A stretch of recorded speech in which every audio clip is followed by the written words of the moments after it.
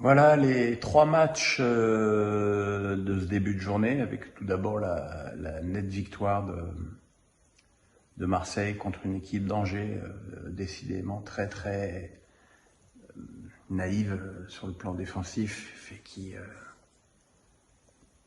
se fait embarquer.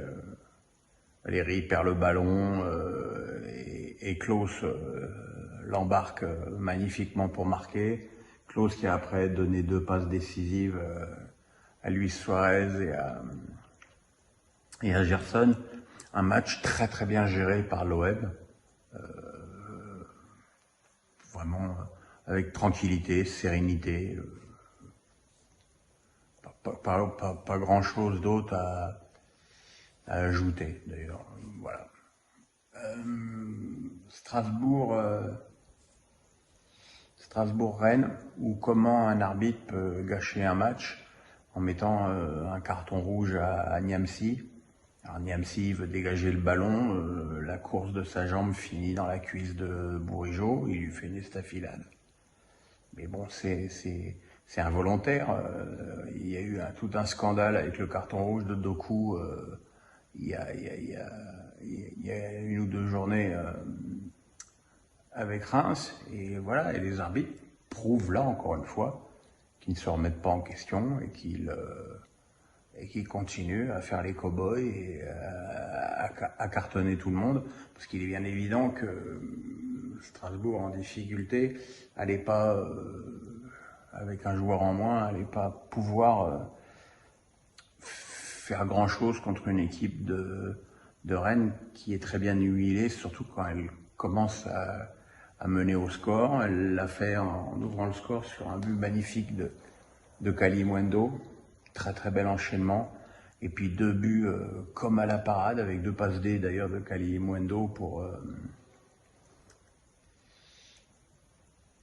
Terrier et je ne sais plus qui le troisième. Excusez-moi, je suis fatigué, j'ai mal au genou, très mal au genou. Voilà, donc voilà, le score a été réduit par un penalty cadeau donné pour une soi-disant faute sur Gamero. Donc, mais bon, en arbitrage, deux conneries n'en efface pas une. Et puis ce soir, le PSG a battu péniblement Nice 2-1. Galtier avait semblé enfin faire plaisir à beaucoup de gens qui réclamaient une rotation. La rotation, il y a eu. Pas de Nuno Mendes,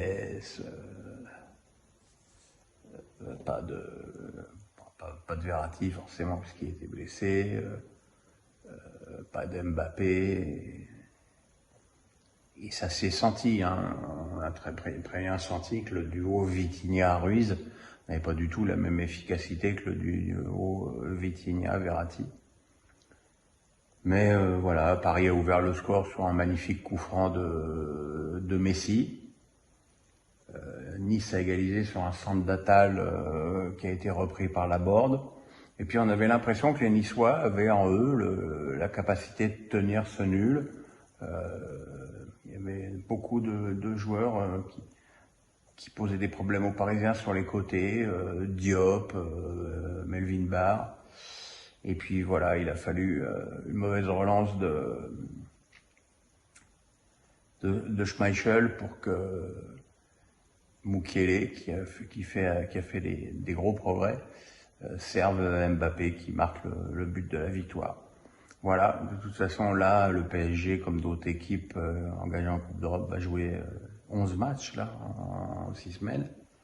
Autant dire que les 11 matchs ne seront pas de la régalade. Il va falloir aussi que les Parisiens apprennent à gérer.